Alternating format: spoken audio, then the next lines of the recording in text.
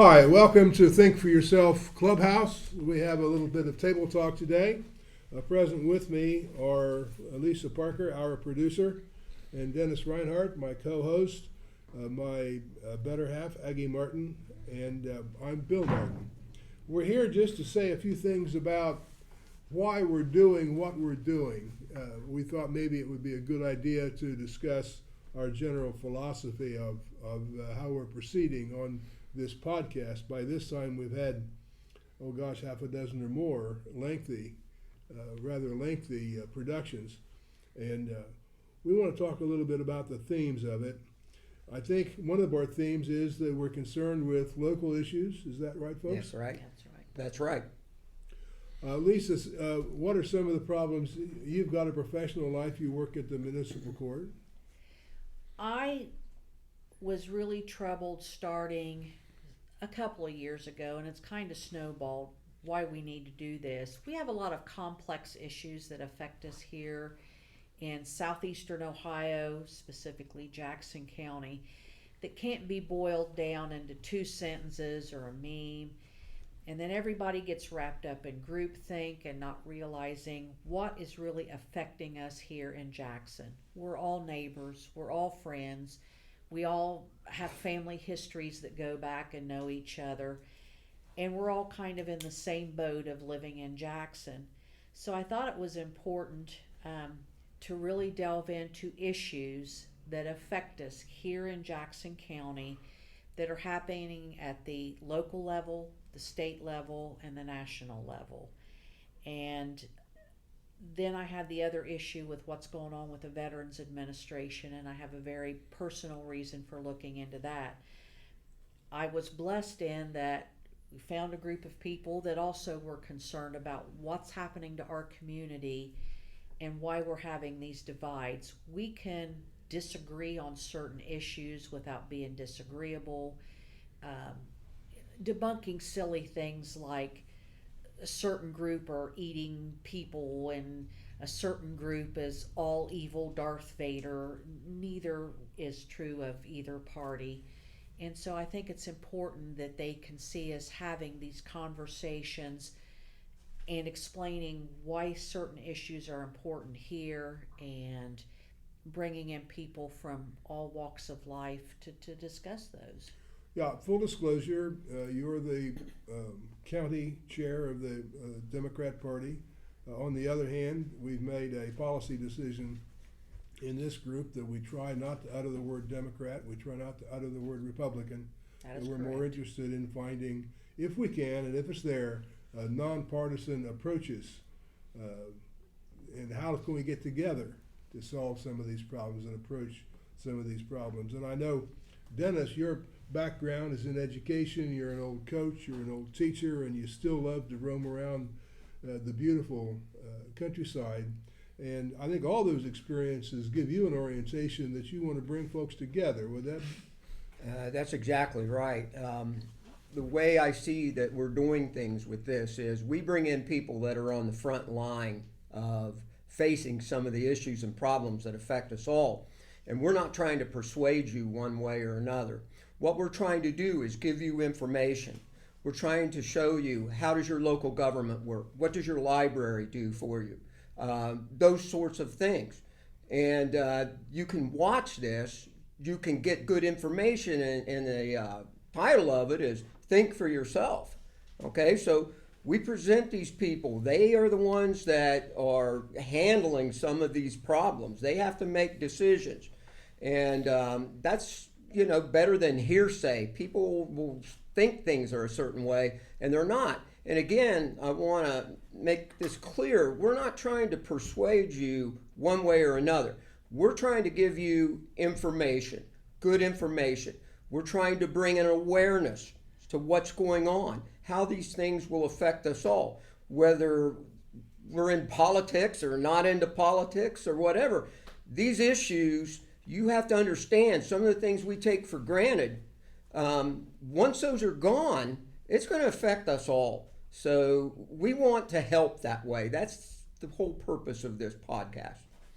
My own orientation is I'm a lawyer, been a lawyer for a long time. I've had broad experiences in the law. I've been a prosecutor, I've been a defense attorney, I've been a business attorney, I've been a judge for 6 years. So I've had an opportunity to see how the law works. And what we're trying to do is figure out a civilized way to resolve conflict. That's what the law is all about.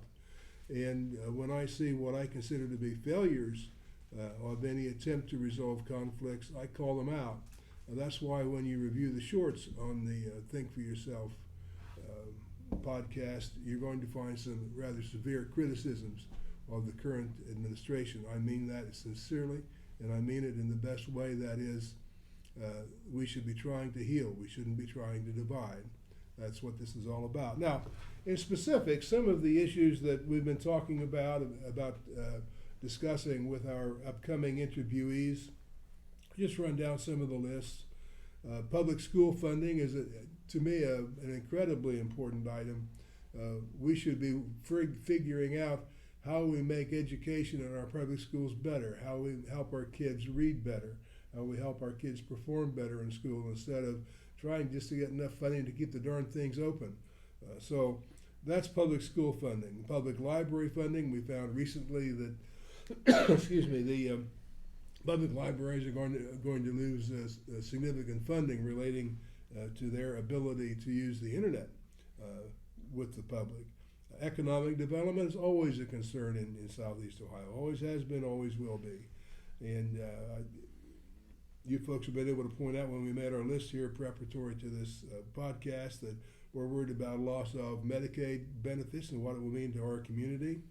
We're worrying about if the Department of Education goes, we think that's the source of funding for school lunches. School lunches are incredibly important in Jackson County. Vaccination, there's enough heck about vaccination going on that it might be worthwhile, and I would like to do it someday, is talk to the health officials in Jackson County to see where we're headed with that. A food bank, anybody that watches the newspaper knows that periodically there are food bank distributions to people that could need assistance. Drug programs, Lisa has had some personal experience in her profession administering drug programs, and how has that affected and will be affected in the future. Also, just as a theoretical matter, we talk a lot about regulations, and I pointed out that there are good regulations. I'm sure there are some bad regulations too. And maybe we ought to try to get together and figure out what we can do about bad regulations so that business can do their work without having an extra burden.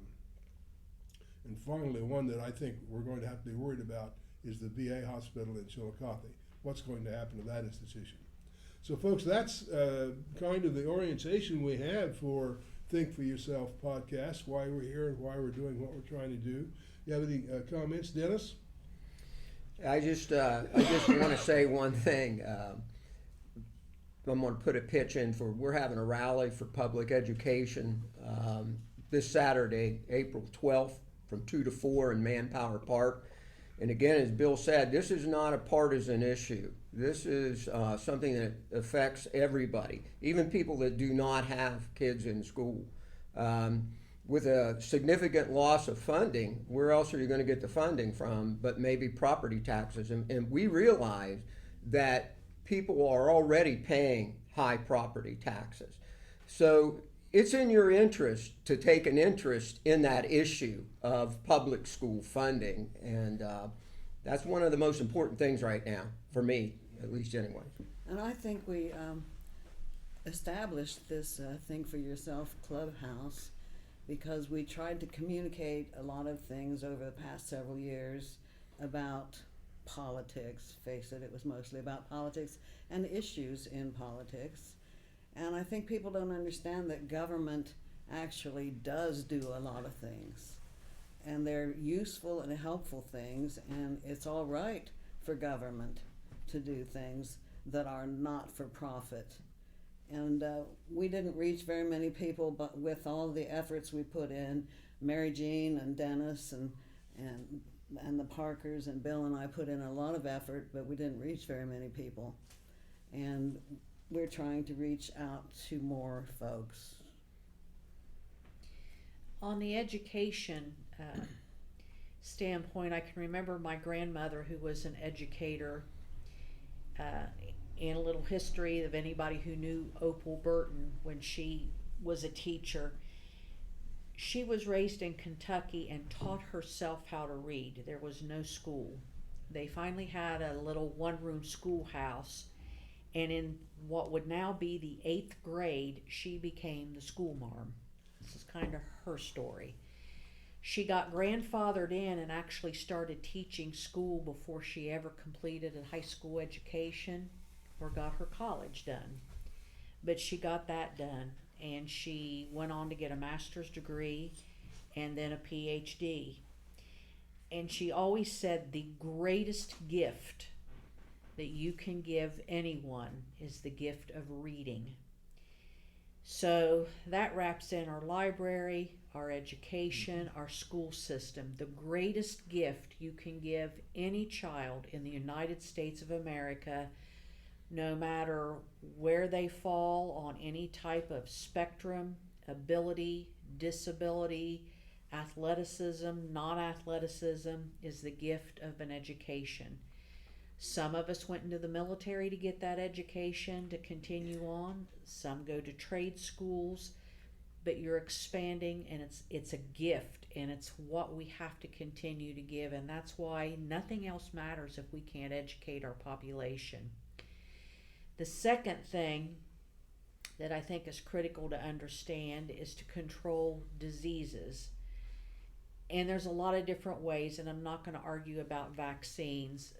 We're all in an age group, we can remember being lined up at school and given vaccines. I had a sister-in-law that had polio. I think people don't realize how devastating polio was when we were kids. Or now we're having measles outbreaks in some of those. But what people don't understand is 26% of the people in Jackson County benefit from Medicaid. And so when they say we're cutting out Medicaid, we're cutting out waste, that means over a quarter of the population of our county, which only has 30,000, are going to be without health care. And to me, that's devastating. And a lot of these people do work, but they need health care too to continue their work. And so I think we need to explore those things like, okay, when you say that in general, how does it affect us here in Jackson County? The VA that Bill brought up, Jackson County is in the top 5 states top 5 counties per capita in this state for people that have served in the military. So when you have that high a number of residents in this county who have served and are entitled to veterans benefits, be it medical care at the VA or other VA assistance, that's important, and that matters to us locally. And so that's why I think it's important that we have these voices brought up. And I think you need to look at the ripple effect of the job losses in these cuts, because it spreads out and it touches other people. It affects the local economy. There are so many jobs that depend upon those jobs, and we don't realize the interconnections until things start to happen and go away, because it's like a chain, it's like a domino effect, and we have to realize that. For every 5 people that are laid off, whether it's from the federal level, even down to the local level, every 5 people that are laid off, 2.4 persons are also lose their job. So if 5 people are laid off, actually 7.5 people are losing the effect, because then you don't need the guy at the convenience store, you don't need that worker at Walmart, and so that's what Everything contracts. right. So you've got this big ripple effect, and so I think we do need to clean up the government, but to me that is the job of Congress to do that. Make your congressmen do their job. Doesn't matter what party they're in. Make them do their job. Their job is to control the purse strings. Well said. We'll obviously have a lot of work to do, so Yeah. we'll get with it. That'll do it for the day. Thank you.